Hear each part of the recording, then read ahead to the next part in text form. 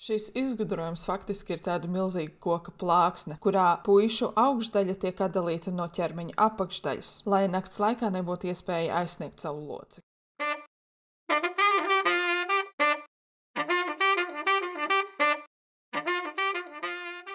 Pēučika, bēu! Sveiciens lielajās sekspektācijās, mani sauc Ants Tervide, un, kā ir noprotams, es vēlos parunāt par seksu. Ceru gan, ka jums nav lielas ekspektācijas pret manu pirmo reizi podkāstā, bet centīšos radīt iespaidu, ka es zinu, ko es daru, un arī saprotu, ko es daru.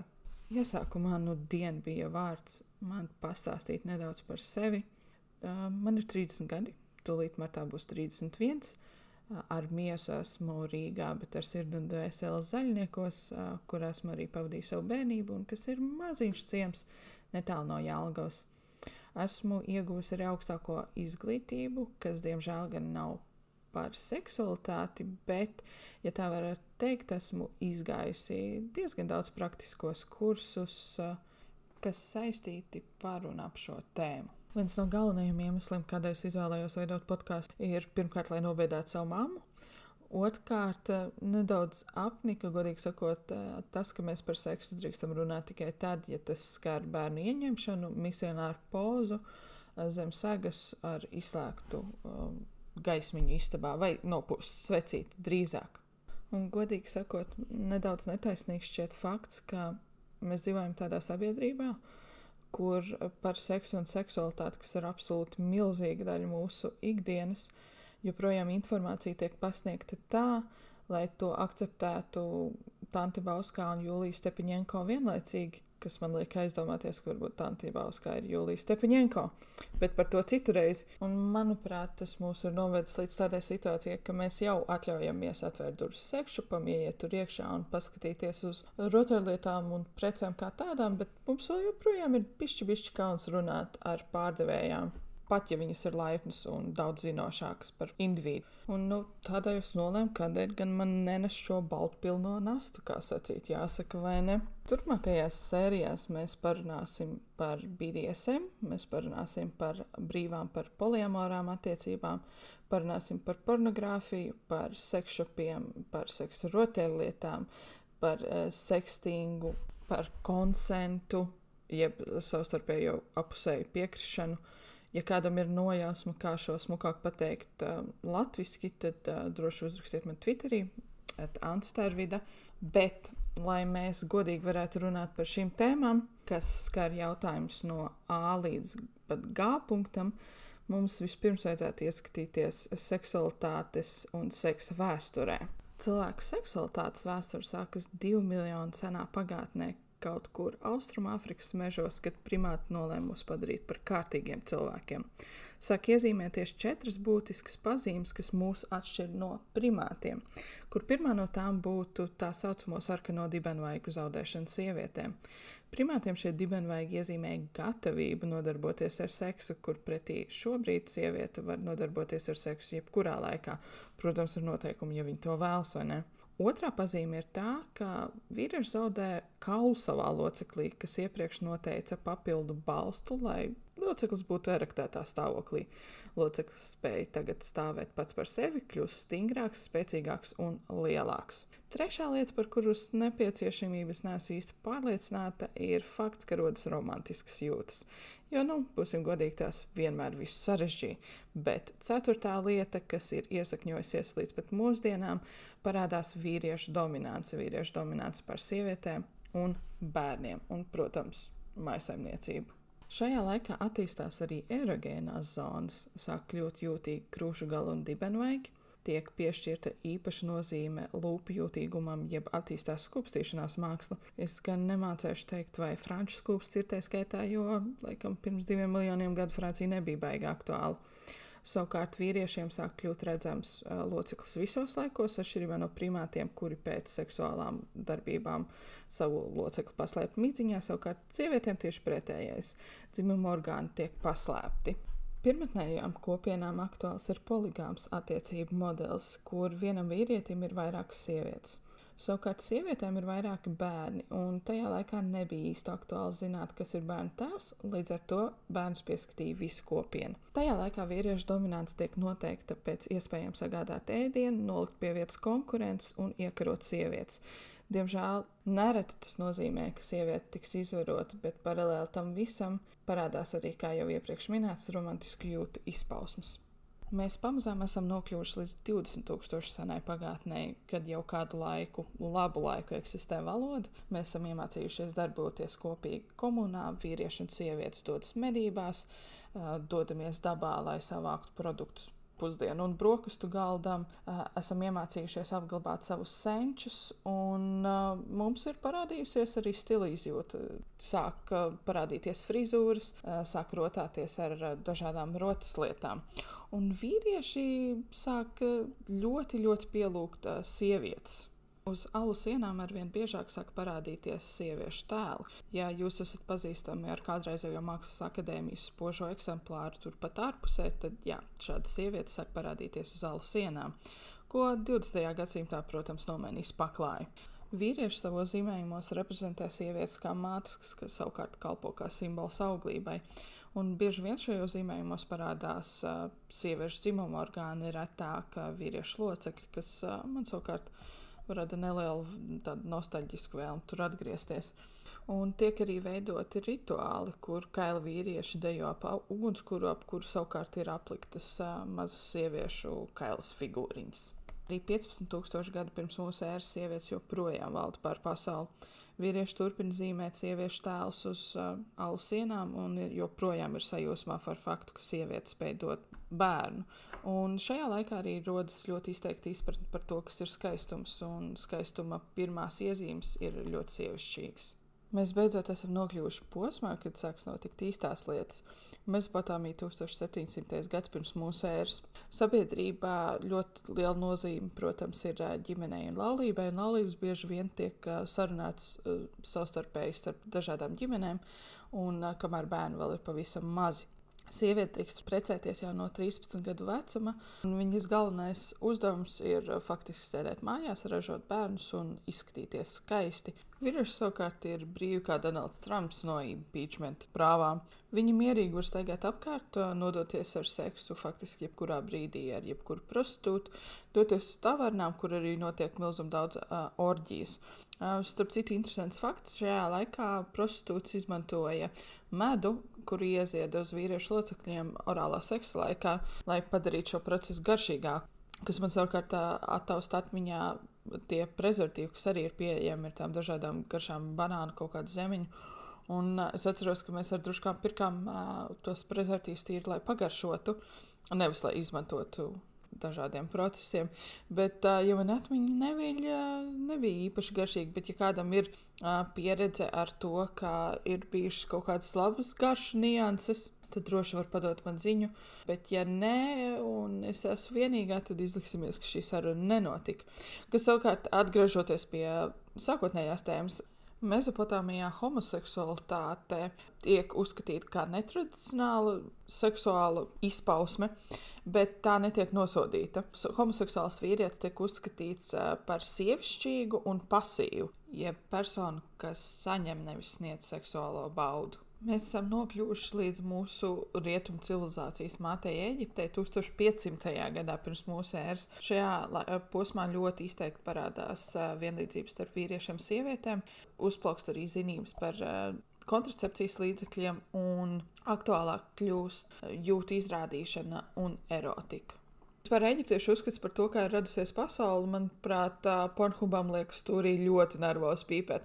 Jo sākumā, protams, bija tumsa. Tumsas un pirmotnējā okeāna rezultātā rodas pirmais dievišķais spēks Atums, kurš droši vien tumsā garlaicīgi sāk masturbēt, un no viņa masturbācijas rezultātā piedzimt saules dievs Rā. Savukārt no Rā spermas piedzims divi dievi. Pirmais ir Šu, kurš ir gaismas dievs, un viņa dvīņu māsa Tenufa, kurai ir mikluma dieviete. Kā jau var nojaust, abu dviņu starpā uzplauks tāds albums cienīgs mīlas romāns, un incesta rezultātā piedzims divi bērni, kas ir Geps Zeme un Nuts debesis. Bet incests stāsts tik vienkārši nebeidzas, un pēdējiem abiem piedzimst 2 bērni, ko mēs pazīstam kā Ozīrisu un Izīdu. Un tiek baumots par viņiem abiem diviem, kā viņu mīlestības stāsts jau sākās mātei Puncī, kad viņi nodevās seksam tur. Viņu mīlestības stāsts savukārt aizsāka ļoti izteiktu falla kultu Ēģiptē. Kāpēc? Tāpēc, ka Ozīris izdomāja pārgulēt ar savu māsu, kas vienlaikus bija arī viņa brāļa sieva. Loģiski, ka brālim nepatika, ko viņš Ozīris dara pirmkārt ar viņa sievu, otrkārt ar viņu abu māsu. Viņš izdomāja čalu nogalināt, sadalīja viņu 14 daļās un izmetā Nīlas upē. Izīda, Ozīris sieva, skumju mākta, sāk meklēt ķermeņa daļas, bet atrod tikai 13 no tām, jo loģiski, ka locekli ir apēdušas zivis. Un no šī fakta savukārt ir izveidojies tabū priesteriem ēst zivis, jo tas ir vienkārši nešķīsts ēdiens. Bet Izīda nemet plinti krūmos, viņa savu vīru sastiķē kopā ar madlēm, lai tas tiktu veiksmīgi apglabāts, un izveido mākslīgo locekli, uz kura viņa, protams, uzkāp virsū un kur gadījies, kur nerodas viņiem vēl viens bērns. Tādējādi izveidojās kults, kurā Ozīris tiek uzskatīts par visu locekļu kungu un ķēniņu. Mēs atgriežamies Tēbās, kurās ļoti populāri šajā laikā sāk kļūt kontraceptīvie līdzekļi, un tajā laikā ir ļoti mūsdienīga sabiedrība. Sievietēm kā kontracepcijas tabletes, kas bija ļoti aktuāls prostitūtām tajā laikā, jo viņas nedrīkstēja palikt stāvoklī, tiek piedāvātas granātābola sēkliņas, kas dabīgi satur estrogēnu. Savukārt kā prezervatīvs tiek piedāvāts dzīvnieku zarnas. Un starp citu, Eģiptē ir pirmie aizsākumi spirālei, kas tiek izveidota no akācijām. Šajā laikā parādās arī pirmie grūtniecības testi, kas sastāv no miežu un cietas maisījuma, kas savukārt ir jāievieto kājstarpē. Un, ja tur kaut kas sāk augt, tad tu visdrīzāk esi stāvoklī, ja neaug, tad tu neesi stāvoklī. Ir izveidot arī pirmie tamponi, kas sastāv no datelēm un medus un kolocintas. Jautājumos, kas skar ginekoloģiju un auglību, Ēģipte ir ļoti, ļoti mūsdienīga, un šis laiks tiek uzskatīts kā milzīgi progresa sieviešu vajadzību izpratnē, kas, protams, vēlāk kļuva ļoti, ļoti neaktuāli, jo, priekš kam, līdz pat 21. gadsimtam aptuveni. Kas attiecas uz homoseksualitāti, Ēģiptē tā tiek tolerēta, bet ir vienlaicīgi arī aizliegta. Un tā mēs esam nokļuvuši līdz pat Grieķijai, kas ir mājvieta, manuprāt, zināmākajām no dievībām, kas ir Zeus, Afrodīte, Erots, Narciss, Edips un daudziem citiem. Bet, manuprāt, būtiskākais stāsts no šo dievību sadzīves ir stāsts par to, kā Afrodīte sakoļīja Hermu. Un jā, tu uzminēji, viņiem piedzima hermafrodīts, kas bija gan abu divu vārdu, gan dzimumu savienojums. Hermafrodīts tika uzskatīts par simbolu perfekcijai, jo viņš savī apvienoja gan skaistumu, gan vīrišķību.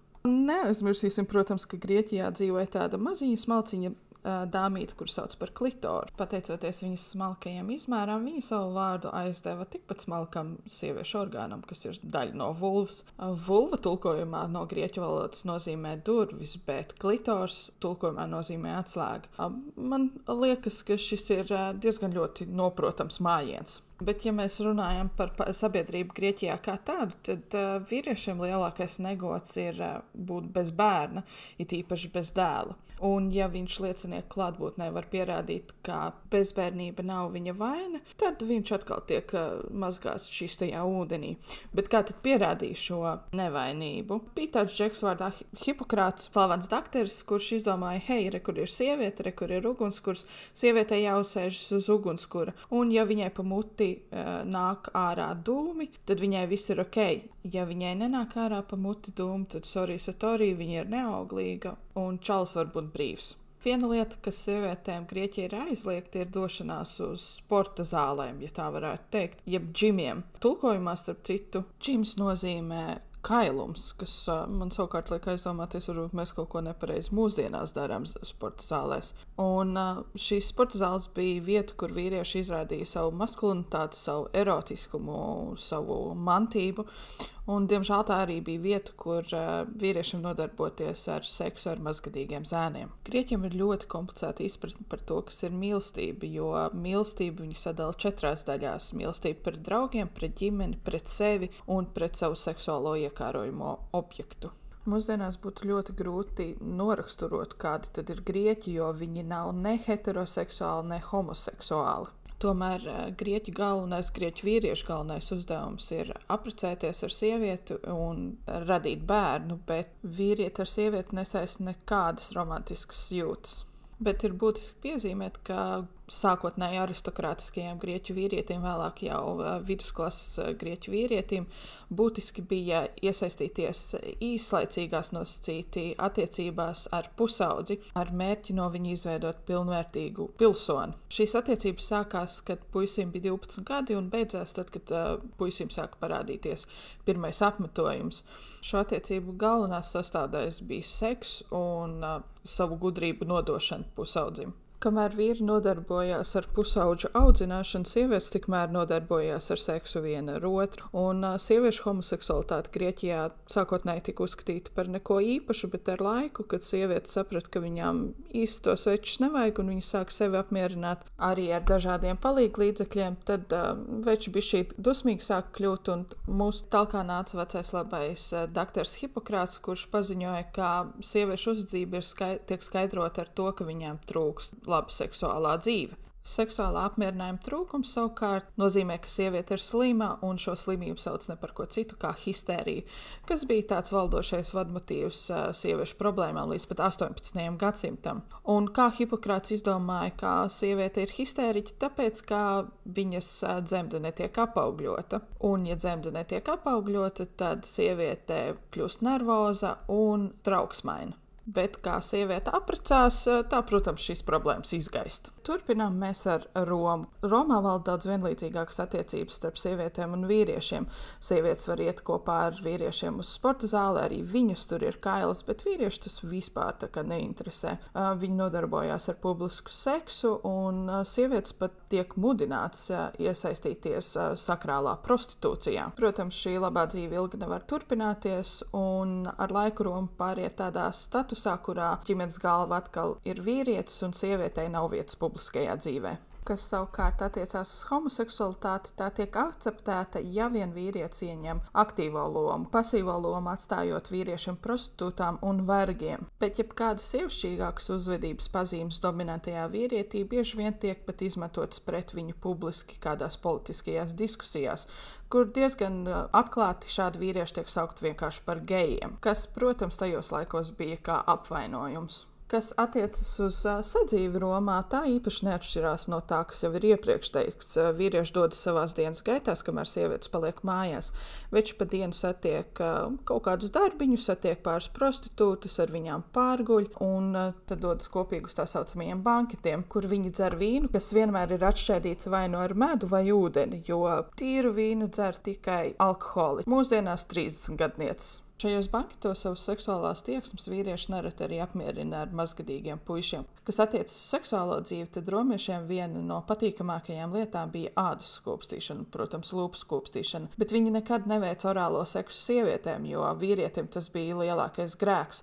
Savukārt jauniem un spēcīgiem vīriešiem nekad netika sniegts orālais seks, jo tā bija impotentu vecu vīriešu lieta. Impotenti vīrieši nereti Romā tiek izsmieti, jo pēc romiešu tradicionālajām vērtībām ģenitālija ar muti bija tās lietas, kas nekad nesatiekas. Ja kāds mūsdienās ir sastapies ar problēmu, ka tava otrā pusītē atsakās sniegt orālo seksu, tad varbūt ir vērts vienkārši noskaidrot, vai kaut kādas romiešu asins nav. Romas sakarā, manuprāt, būtiski ir pieminēt Romas imperatoru seksuālās izpausmes, kuras savā grāmatā Romas imperatoru seksuālā dzīve ir sarakstījis Naidžels Kothorns. Viens no tēliem, par kurus noteikti vēlētos pastāstīt, ir imperators Tiberijs, kurš 67 gadu vecumā pameta Romu un aizdevās uz savu privāto salu, kur uzcēla pili, kurā bija īpaša istaba seksuālām nodarbēm. Šajā istabā priekšnesums sniedza viņam kaila zēnu un meiteņu trupas, kas bija no visas infērijas savāktas. Viņi ar seksu nodarbojās trietā, lai tā teikt iekvēlinātu Tiberiju. Kad kvēlināšana tika pabeigta, tad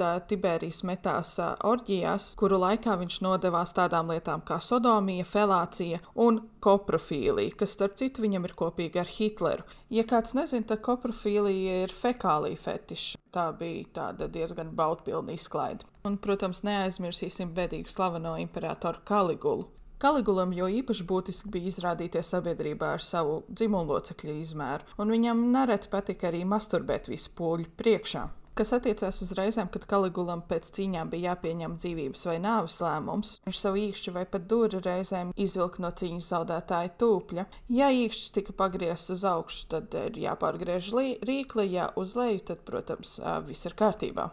Kad zaudētājiem tika pārgriezta rīkle tribīnēs, tas tiešā un pārnestā nozīmē bija kā kulminācijas brīdis, jo šajā brīdī arī ļoti bieži vīrieši vienkārši beidza. Un sperma, protams, šķakstījās uz visām pusēm. Kaligula arī dzīvoja incesta attiecībās ar savu māsu Drusillu, un nereti viņa mīļākā izklaide bija seksuālais akts, kur viņam ir anālais seks ar savu māsu, bet kādam citam ir anālais seks ar pašu Kaligulu. Un es esmu diezgan svēti pārliecināta, ka tie ir pirmsākumi filmai Human Centipede. Ar laiku Kaligulam sāka piesakties vajāšanas mānija, un, diemžēl, no šīs mānijas cieta arī viņa divas citas māsas, Agripīna jaunākā un Livilla. Kaligula abas māsas turēja aizdomās par noziegumu, kurus viņas nebija paveikušas, un izdomāja viņam ļoti saudabīgu sodīšanas veidu. Kaligula pie savas pils pavēlēja uzcelt telti, kurā apguldīja abas māsas. Vesels 5 dienas ik viens, ieskaitot pat lepras slimniekus un ubagus, varēja abas māsas seksuāli izmantot pēc sirds patikas. Tika izveidota pat atsevišķa komisija, kas pierakstīja katru seksuālo aktu, kas tika darīts ar abām māsām. Un komisija pierakstīja 7000 5 dienu laikā, tie būtu gandrīz 30 akti stundā katrai sievietei, vai arī katru 2 minūšu laikā viens akts. Vēlāk, protams, Kaligula abas māsas padarīja par savām mīļākajām. Nākamais pieminēšanas vērtais imperators noteikti būtu Nerons, kurš starp citu savu mīļoto sievieti Popēju nospārdīja līdz nāvei, lai gan viņš viņu, protams, ļoti mīlēja, tikai tāpēc, ka viņa atļāvās iebilst, ka Nerons bija aizkavējies izklaidēs. Protams, pēc šīs slepkavības fakta Nerons ļoti saskuma par Popējas nāvi, un viņš izvēlējās jaunu zēnu, kurš izskatījās kā Popēja un lika viņu kastrēt. Tika novākts arī pārējās sporu vīrišķīgās pazīmes, cenšoties viņu pārvērst sievietē. Un neaizmirsīsim, ka vietā, kur bija viņa sēklnieku maisiņš, tika izdarīts izgriezums. Nerons ar sporu devās kāzu ceļojumā, kur laikā spors tika pārģērbts burtiski par sievieti. Viņam tika izveidots make-ups, frizūra, un viņš tika tērps krāšņākajās imperators drēbēs. Pēc diezgan dullas un ķecerīgas sadzīves Romā Pompejā impērija sāk piedzīvot savu beigu sākumu, jo uzvaras gājienu piedzīvo kristietība, kas savukārt noteiks toni sadzīvēju un attiecībām vairāk gadsimtu garumā. Tāpēc esam pietuvojušies tēmai, kas skar seksualitāti viduslaikos. Vīriešu un sievietes attiecības viduslaikos, manuprāt, ļoti labi varētu noraksturot frāzi, kura izsaka, ka vīrietis ir sievietes galva, gluži tāpat kā Kristus ir baznīcas galva, kas savukārt leģitimizēs vīriešu dominanci līdz pat 20. gadsimtam. Pašā mūsu eras sākumā, 3. un 4. gadsimtā, kristietībā laulības tika slēgtas slepenībā, bieži vien mežā un nakts vidū, starp vīrieti un sievieti un mācītāju. Un šīs laulības pašas par sevi pieprasīja konsentu, jeb labprātīgu abu pušu piekrišanu, un sevi iekļāva ļoti stingru monogāmiju. Bet ar laiku šāds veids, kādā tika slēgtas laulības, vairs nebija aktuāls, un ģimenes pieprasīja, lai laulība tiktu slēgta publiski. Un ja atklājās, ka tas apprecējies ar kādu, kurš ir impotents, bijis jau precējies, ir uzdevies par kādu citu, tad laulība automātiski uzskatīta par anulētu. Viduslaikos iesākumā nebija vārds, bet bija svētais Augustīns, kurš savukārt lika pamats tādām diezgan, ja varētu teikt, apšaubīgām vērtībām. Aiz sevis viņš atstāja ļoti daudz filozofiskus rakstus un prātojumus, kur galvenā doma bija tāds ļoti pesimistisks skatījums uz to, ka mūsu ķermenis ir mūsu dvēseles ienaidnieks. Svētais Augustīns uzskatīja, ka jutekliskums, vienalga vai domās vai darbos, ir grēks un ir pieļaujams tikai tāds seks, kas ir starp diviem laulātājiem un ar mērķi radīt bērnus. Seksā nebija vietas iekārai kaislai un nedodies kaut kādām rotaļām. Un šādi Svētā Augustīna prātojumi noteiks dominanto lomu vairāk gadsimtu garumā. Viduslaikos no 5. līdz 10. gadsimtam ģimenes dzīve eksistē un neeksistē vienlaicīgi, jo vīri bieži vien dodas karā karā vai ceļojumos, un sievietes galvenais uzdevums ir aptuveni reiz 16 mēnešos piedzemdēt bērnu. Bet bērnu mūžs, diemžēl, nav ļoti garš, jo aptuveni 30 līdz 40% bērnu līdz 1 gadu vecumam mirst, un 60% bērnu mirst līdz 20 gadu vecumam. Bet savukārt laulības dzīve ir vidēji aptuveni 8 gadus ilga, jo vai nu vīrs nomirst karā, vai sieviete nomirst dzemdībās. Sievietei vispār nav īsti teikšanas par to, ar ko viņa precēsies un kad viņa precēsies. Ja sieviete tiek pieķerta krāpjot savu vīru, viņa bieži vien tiek sodīta ar nāvu, kur pretī vīrietis, ja tiek pieķerts ar citu sievieti, akām negadās, kā sacīt, jāsaka, vai ne? Kas attiecas uz kārdinājumiem, mācītāji bieži vien, it īpaši sākot no 11. gadsimta, kad mācītājiem tika aizliegts precēties, bieži vien apciemo prostitūtas, bet sievietes, tā kā viņu vīri bieži vien ir projām kaut kur karā, viņi savus seksuālās vēlmes apmierina ar saviem biktstāviem. Ar seksu ārpus laulības var nodarboties vīrietis ar sievieti ar noteikumu, ja viņi viens otram ir apsolīti, tātad vēlāk kaut kad precēsies, bet ja šāds sakars noved līdz nevēlamai grūtniecībai, sieviete visbiežāk ir pakļauta nāves sodam. Sievietes un vīriešu seksuālā dzīve laulībā tiek ļoti stingri kontrolēta pēc vairākiem noteikumiem. Seksa laikā tu nedrīkst būt kails, tu nedrīkst būt pārāk iekarsis un pārāk derdzīgi ar to aizrauties. Seks ir domāts tikai misionāru pozai un lai ieņemtu bērnu. Ja vīrietis ar sievieti nodarbojās ar seksu kādā citā pozā, pieņemsim tā saucamajā jātnieces vai no mugurpuses pozā, tiek uzskatīts, ka šādā veidā tiek pamudināts dieva dusmas. Ja sieviete seksa laikā piedzīvo orgasmu, tiek uzskatīts, ka tas ir tāds tā kā ļaunprātīgs kaitējums, ko tu nodari sev, kas var samazināt arī dzīves ilgumu, jeb tas tiek pielīdzināts tā kā 2 asins nolaišanām. Un ja vīrietim ar sievieti ir pārāk kaislīga seksuālā dzīve, tas tiek likts vienā plauktiņā ar laulības pārkāpšanu. Ir pienācis laiks parunāt nedaudz par nevainību viduslaikos. Nav noslēpums, ka galvenā sievietes sūtība bija saglabāt pirmkārt savu nevainību līdz laulībām, kas īsti neatiecās uz vīriešiem, un laulībās saglabāt savu šķīstību. Manuprāt, būtiski ir arī pieminēt, ka viduslaikos veidojas ļoti izteikti plaisa starp vīriešiem un sievietēm, kas attiecas konkrēti uz izglītību. Vīrieši var mācīties, vīrieši var apgūt jaunas zināšanas, viņi var ceļot un viņi var faktiski darīt, ko viņi grib, bet sievietei jāsēž mājās un jāaudzina bērni. Sieviete arī ir tā, kura pirmā saviem bērniem iemāca, ka sievietes tiek uzskatītas par zemāku šķiru. Viduslaikos arī neiztika, protams, bez prostitūcijas, un prostitūcija tika akceptēta. Prostitūta tikums tika skaidrots ar to, ka viņas ir nepieciešams, lai vīri neizliktu visu savu uzkrāto enerģiju, ja tā varētu teikt, uz savām sievām tādēļ. Tam par godu talkā nāca prostitūtas. Nereti arī klosteriem starp citu piederēja bordeļi, kuri bieži vien atradās pilsētas centros netālu no klosteriem, bet čalim vārdā Svētais Luis tas nepatika, un 1254. gadā bordeļi tiek izraidīti no pilsētas. Tā kā prostitūcija joprojām ir, tā teikt, nepieciešama, šos bordeļus sāk celt tālāk no pilsētas Meža ielokā. Tiek veidotas koka kazarmu mājiņas, kuras sauc par bordām, un no šī vārda savukārt ir cēlies vārds bordelis. 13. gadsimtā eksistēja arī tāds čalis, kurš sauc par Akvīnas Tomu, kurš bija faktiski seksualitātes un baudas ienaidnieks. Viņš bija tas, kurš paziņoja, ka sievietes ir zemākas radības, kurām ir nepieciešams aizstāvis, jeb vīrietis. Lai arī līdz šim brīdim homoseksualitāte tika akceptēta, bet Akvīns Toms pateica, ka nebūs, un homoseksualitāte tiek pielīdzināta tādam grēkam kā kanibālisms. Viduslaika ir arī tas skaistais brīdis, kad tiek ieviesta inkvizīcija. Inkvizīcija ir katoļu baznīcas tiesa cīņai pret ķecerību no 13. gadsimta līdz pat 19. gadsimtam. Bet, lai mēs varētu runāt par inkvizīciju, mums ir jāparunā nedaudz par Sātanu, kas ir tiešais dieva pretinieks, tā teikt. Sātans, protams, atbild par visu to, kas pasaulē ir ļauns, un tā skaitā, protams, par seksu. Satans bieži vien tiek attēlots ar 2 locekļiem, kur viens ir paredzēts vagīnai, otrs ir ānusam. Un nemazāk svarīgs fakts ir tas, ka viņa sperma ir ledaina.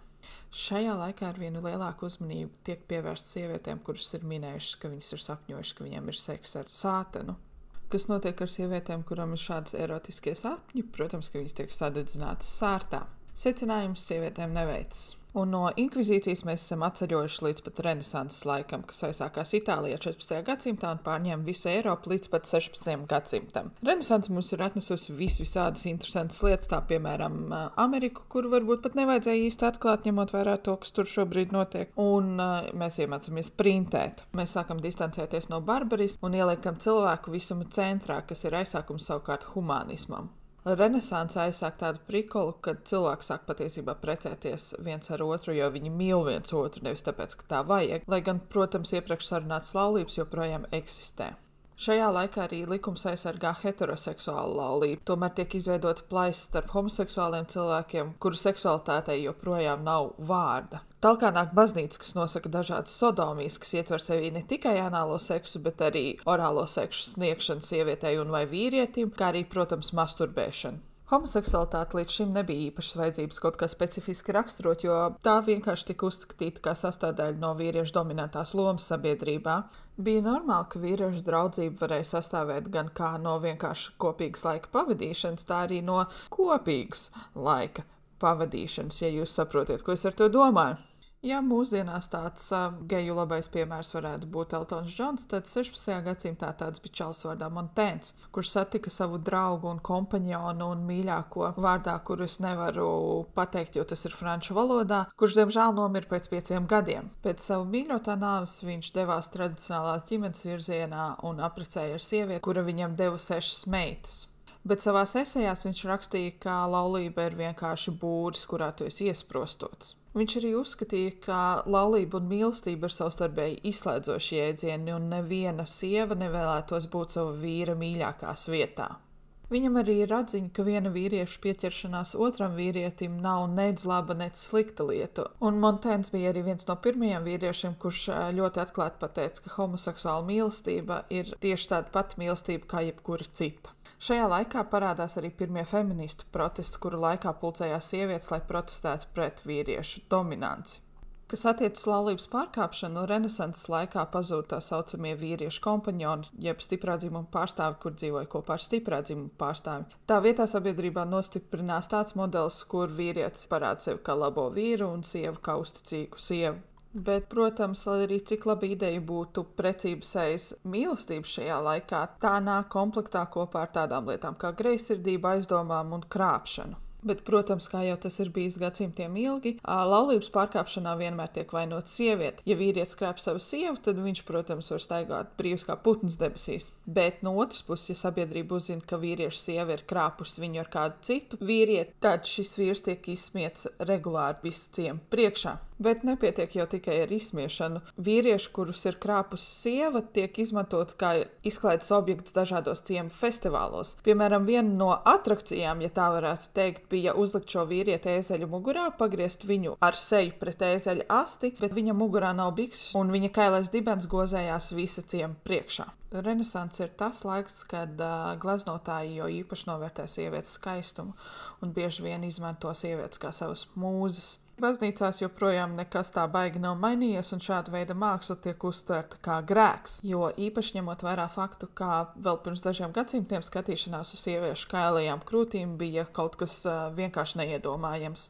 Turpretī atsevišķos galma punktos ar kailumu nav nekāda problēma, un pieņemsim sieviešu kleitas dekoltē zona kļūst tik atvērta, ka sievietes savus krūšu galus sāk aizklāt ar make-upa palīdzību. Renesanses laiks, protams, ir slavens arī ar tādu krūtu džeku kā Da Vinci, kurš bija pirmais, kurš detalizēti aprakstīja un uzīmēja ģenitālijas, kā arī dzimumu aktu pašu, un viņš bija pirmais čalis ciemā, kurš atklāja, kā loceklis patiesībā piebriest, pateicoties asinīm. Michelangelo un Da Vinci ilgu laiku slēpa savu homoseksualitāti, bet tās ietekmi nereti varēja novērot viņu mākslas darbos. Ja mēs runājam par renesanses lielākajiem atklājumiem, tad noteikti viens no tiem, kas ir pieminēšanas vērts, ir sifilis. Ja mēs gribam vainot kādu šajā nastā, tad mēs pateicību esam parādā, protams, Kristoferam Kolumbam. Ilgus gadus sifilis izcelsme ir bijis strīdīgs jautājums, bet, kā nesen ir atklājusi Atlantas Universitātes pētniece Kristīna Hārpera, pirmoreiz sifilis Eiropā tiek ievests 1495. gadā no Dienvidamerikas. 1565. gadā pie apvāršņa parādās tāds vietas vīrs, kuru sauc Falopio, kurš izgudro pirmo moderno prezervatīvu, kuru sauc par Venēras cimdu. Venēras cimds savukārt sastāv no vienkāršas lina drānijas, kura ir iemērta Merkūrijas šķidrumā. Tāds diezgan kosmisks savienojums, ja jūs man jautājat, jo Venēra un Merkūrs... Es atvainojos. Bet, lai nu kā, pastāv liela iespējamība, ka šis tā saucamais prezervatīvs varēja tikt izmantots arī kā zāles pret sifilisu. Lai gan baznīca, protams, šo lietu aizliedza, bet prezervatīvu piedzīvo savas 15 minūtes slavas 18. gadsimtā, kad tie tiek ražoti no dzīvnieku zarnām, un 19. gadsimtā, kad tie tiek ražoti no gumijas. Vēl viena kolosāla lieta, ko mēs esam atstājuši renesanses laikā, ir impotences tribunāli. Tā kā tajos laikos galvenais laulības uzdevums bija tajā radīt bērnus, tad nereti laulības tika anulētas, jo vīrietis izrādās impotents. Svarīgi būtu atzīmēt faktu, ka tajos laikos ar impotenci saprata vienkārši kā nespēju pildīt laulības pienākumu. Impotences tribunāls pats par sevi bija ļoti vienkārša un jautra procedūra. Sieviete atnāk iesniedz sūdzību, viņas vīram tiek pārbaudīts loceklis. Ja loceklim viss ir kārtībā un kā arī visbiežāk notika, tad notiek lielā sanāksme. Uz šo procesu pulcējās, protams, vīrs, sieva, 5 pieaugušas precējušās sievietes jeb matronas, 5 ārsti un 5 ķirurgi. Protams, visbiežāk no šī seksa nekas nesanāk un laulība tiek pasludināta, kā jau iepriekš minēts, par anulētu. Šādi impotences tribunāli notika 2 gadsimtus no vietas. Ja renesanses laiks līdz šim nešķita interesants, tad tajā posmā tiek ieviest arī masturbēšanas aizliegums. Viss sākās jau ar labiem nodomiem. Kāds drēbnieks, kuram bija aizraušanās ar optiku, sāka pētīt savus palagus, kur viņš pirmoreiz pamanīja kaut kādus spermatozīdu aizmetņus. Viņš to centās stāstīt publikai, bet neviens viņam neticēja. Un čalis saprata, ka mednis rokā šoreiz ir labāk nekā zila kokā un sāka masturbēt. Pēc masturbēšanas viņš paņēma spermu un sāka to pētīt palielinājumā, kurā, protams, viņš atklāja spermatozīdus. Visiem parādīja un visiem lielais šoks, un sākās lielie jautājumi par to, kā tad mēs esam radušies. Šie jautājumi savukārt noved pie tā, kā jebkāds spermas zudums, kas tiek veikts ar masturbēšanu, jo tas netiek ievadīts sievietē, var kaitēt cilvēcei un cilvēki var sākt izmirt. Līdz ar to visa sperma, kas vīrietim pieder, tad ir jāpatur viņam sevī, un līdz ar to rodas arī masturbēšanas aizliegumi. 1710. gadā Londonā sāk uzdarboties šarlatāns vārdā Dr. Bekers. Viņš sāk izdalīt iedzīvotājiem brošūru, kurus nosauc par onāniju. Viena šāda brošūra nāk komplektā kopā ar antimasturbēšanas pulveri. Lai vēl vairāk pievērstu savu uzmanību, viņš savā šarlatāna stāstā sāk iepīt iekšā bībeli. Tā kā bībelē masturbēšana netiek pieminēta, viņš izdomā, ka tā vietā viņš izmantos tā saucamo onāna noziegumu. Onāns bija viens no bībeles tēliem, kur Dievs sodīja ar nāvi, jo viņš pēc brāļa nāves nevēlējās pārgulēt ar viņa sievu un kopā ar viņu radīt bērnus. Tādēļ seksa laikā viņš patvaļīgi izvilka savu locekli un beidza uz palagiem.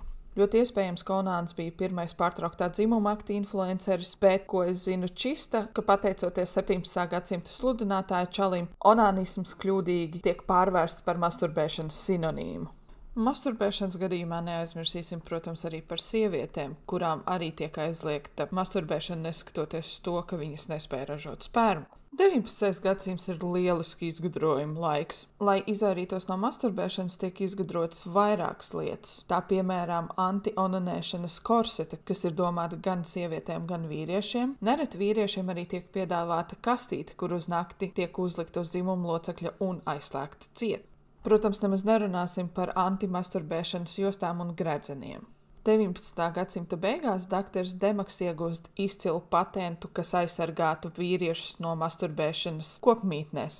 Šis izgudrojums faktiski ir tāda milzīga koka plāksne, kurā puišu augšdaļa tiek atdalīta no ķermeņa apakšdaļas, lai nakts laikā nebūtu iespēja aizsniegt savu locekli.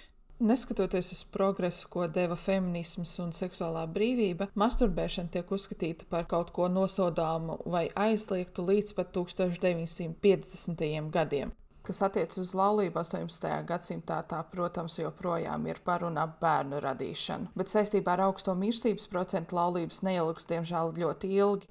Šajā laikā jebkāda kontracepcija forma tiek aizliegta un vidēji sieviete pasaulē laiž 10 līdz 15 bērnus. Tā kā ģimenes ir liels un viņas dzīvo diezgan mazās telpās, tad šajā laikā ļoti izteikti sāk parādīties arī roku palaišana, izklaidība, varmācība un izvarošana. Izvarošana, protams, ļoti bieži tiek vērsta pret jaunām sievietēm, bet autoritātes ir ļoti stingri savos novērojumos. Viņi atzīst, ka neviena pieauguša sieviete nevar tikt izvarota pret viņas pašas vēlmi, no kā arī izriet, kā jebkura izvarošana ir pašas sievietes vaina.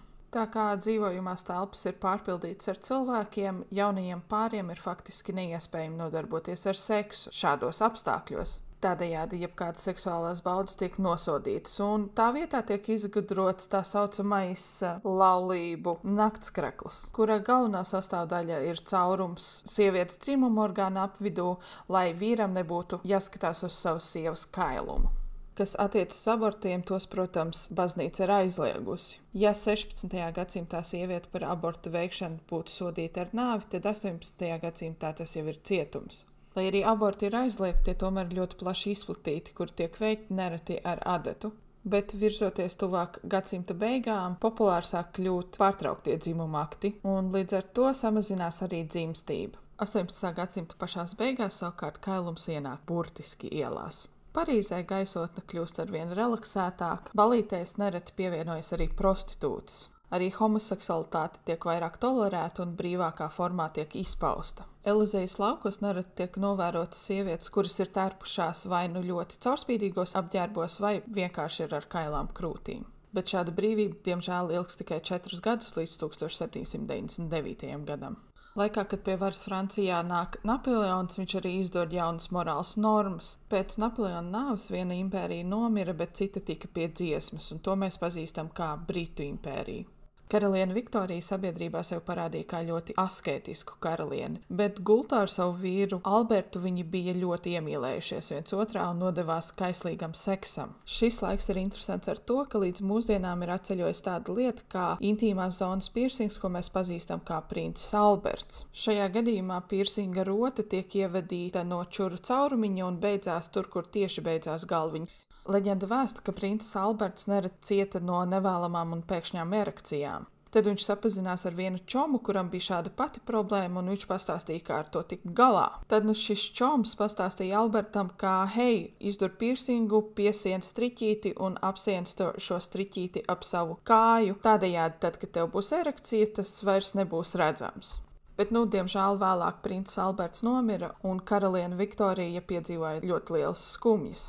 Šo jūtīgo dvēseli gados sievietes ļoti sakāpināti uztver jebkādu vārdu pieminēšanu, kas varētu saistīties ar seksu. No sarunvalodas pazūd tādi vārdi kā kuce un ērzelis. Šie vārdi tiek aizstāti ar sieviešu dzimumu suns vai ķēvis tēviņš. Pazūd arī tādi vārdi kā kājas, ja mēs runājam par dzīvniekiem. Šis vārds tiek aizstāts ar vārdu ekstremitātes.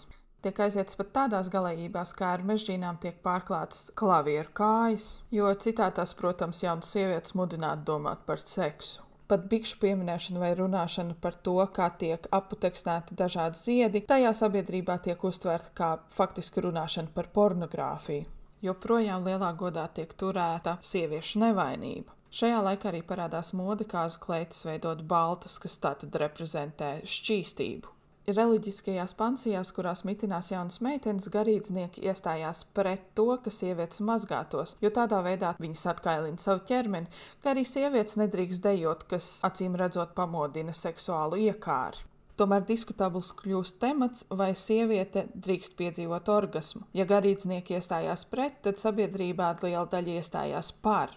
Bet, lai kā ticīgajiem tomēr ir jāsako savu garīdznieku ieteikumiem, un ticīgajiem līdz ar to orgasms ir aizliegts. 19. gadsimtā parādās arī jaunas sanitārās normas, kuras bieži vien tiek pārbaudītas bordeļos. Tomēr izpratne par sanitāro normu inspekciju ir stipri interesanta. Tā, piemēram, laikā, kad ļoti izplatīta slimība ir sifilis, dakteris, protams, apmeklē bordeli, lai tur veiktu inspekciju. Bet dakteris izmanto vienu un to pašu spoguli visām sievietēm, tādējādi no vienas sievietes mierīgi pārnesot sifilu uz citām sievietēm. Šī seksuāli transmisīvā slimība tajā laikā ietekmē vismaz 15 līdz 20% populācijas. Tā ne tikai vairākus tūkstošus cilvēku noved līdz nāvei, bet arī ir kā viens no galvenajiem iemesliem, kādēļ dzimst ļoti daudz nedzīvu bērnu. 19. gadsimts varētu tikt raksturots arī kā bordeļu ēra, jo, piemēram, Anglijā ir 2150 baznīcas, bet 5000 bordeļu. Savukārt Londonā bordeļos strādā pat tik jaunas meitenes, kurām ir tikai 12 gadi. Parīzes bordeļos vidēji strādā 155 000 prostitūtu. Sabiedrībā, protams, arī nostiprinās ļoti izteikti dubultie standarti vīriešiem, jo projām augstā cīņā, protams, ir ģimenes, un vīrietis ir tas, kurš arī sludina šādu par vienīgo un pareizo attiecību modeli, kamēr vienlaikus viņš ļoti bieži apmeklē bordeļus un pārguļ ar savām kalpotājām. Bet, protams, sabiedrība ir padomājusi par visu. Tiek aizliegt paternitātes testi, un sievietes ir vienīgās, kuras joprojām tiek sodītas par laulības pārkāpšanu. Bet, protams, viss jau nav nemazām tik slikti, un 19. gadsimtā sākās mācības par seksualitāti. 1802. gadā pirmo reizi notiek publiskā lekcija, un publiski pirmo reizi tiek parādīti vīriešu un sievietes dzimuma orgāni un atšķirības starp tiem. 20 gadus vēlāk psihologs Ekārts atklāja, ka erekcija ir refleks. 1886. gadā tiek izdota medicīniskā grāmata, kuras nosaukumu es nemāku izlasīt, jo tas ir latīņu valodā. Bet, tas izklausās kaut kas līdzīgs Psychopathia sexualis. Lai kā šī grāmata palīdz mums vairāk izprast seksualitāti. Seksualitāte, kuru līdz šim noteica faktiski tikai baznīca, tagad ir ienākusi psihiatrijas lauciņā. Grāmatā paustās idejas par fetišu, sadismu, homoseksualitāti noved līdz tam, ka šīs seksuālās izpausmes vairs netiek uzskatītas kā pārkāpums vai noziegums, bet gan tiek reducētas līdz psihiatrisku saslimšanu līmenim. Kas gan konkrēti attiecas homoseksualitāti, tālāk nāk tāds kruģdžeks no Vācijas, kuru sauc par Karlu Henrihu Ulrihu. Es atvainojos. Pēc profesijas viņš bija jurists un žurnālists, un būdams homoseksuāls vīrietis viņš pats, Karls bija pirmais vīrietis, kurš publiski tā teikt iznāca no skapja, jo viņam vienkārši nebija Twitter tajā laikā. Viņš arī bija pirmais, kurš atļāvās runāt par mīlestības noslēpumu starp diviem vīriešiem. 1869.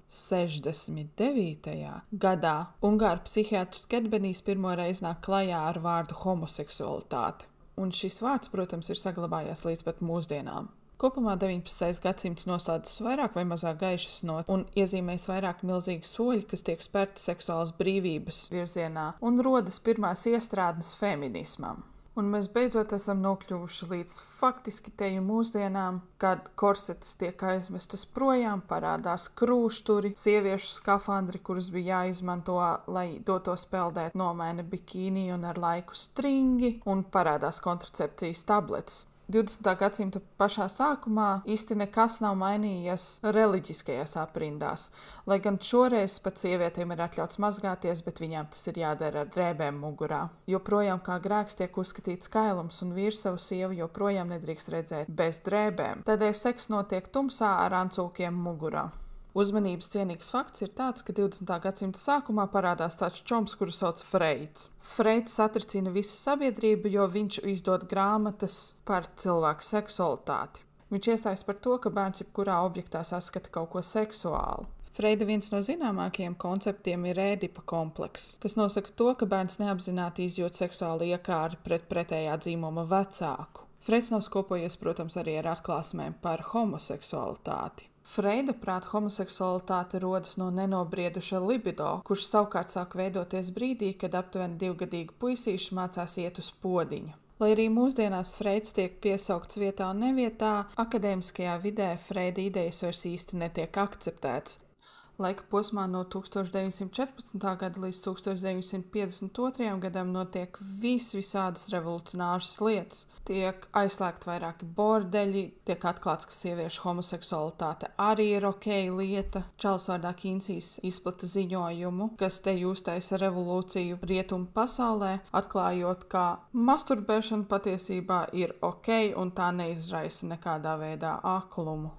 1952. gadā pasaule beidzot ierauga kontracepcijas tabletes, bet tas, protams, nepatīk baznīcai un pāvests aizliedz to lietošanu. Lai arī zāles tika izgatavotas jau 52. gadā, autoritātes dažādu iemeslu dēļ negrib tās apstiprināt, un Amerikā tās ienāk tikai 60. gadā, bet Francijā 68. gadā, bet tomēr tabletes netiks plaši izmantotas līdz pat 1980. gadam. 1954. gads, manuprāt, ir vienīgais gadskaitlis, ko vajadzētu šajā visā stāstā atcerēties. Amerikā Mizūrī štata Senluīzes slimnīcas pagrabā norisinās ļoti slepens eksperiments. Tas ir līdz šim pirmais un vienīgais pētījums, kurā notiek cilvēku seksualitātes tieši novērošana. Ginekologs Viljams Masters un viņa asistente Virģīnija Džonsone aizsāk eksperimentu, kurā viņi novēro vīriešu un sievietes tiešas reakcijas seksuālo aktu laikā. Lai to paveiktu, viņi ievieš jaunus gadžetus. Tā, piemēram, tiek izveidots tāds rīks, ko sauc par ulisu. Tas ir caurspīdīgs dildo, kura iekšā ir ievietota mini kamera, kas savukārt ļauj novērot izmaiņas, kas notiek vagīnā seksuālā uzbudinājuma laikā. Cilvēku ķermeņiem tiek piestiprināti dažādi vadiņi, kas vēro muskuļu saspringumu, sirds pātrinājumu un citas lietas. Eksperimentā pašā piedalās arī Viljams un Virģīnija, kas viņu ar laiku padarīs par ļoti simbolisku pāri. Sākumā pētījumā piedalījās gan sieviešu, gan vīriešu prostitūtas, bet ar laiku tika aicināti arī brīvprātīgie. Pētījuma rezultāti, protams, ir revolucionāri. Tie atklāja to, ka vīriešu un sievietes seksualitāte ir absolūti atšķirīgas lietas. Tiek atklāts, ka sievietes galvenais baudas avots ir klitors. Rezultāti arī pierāda to, ka cilvēku dzīvē nepienāk tāds brīdis, kad seksualitāte apstājās. Šis iezīmē tad arī to milzīgo pagrieziena punktu seksuālajai brīvībai, ko mēs vairāk vai mazāk piedzīvojam 21. gadsimtā.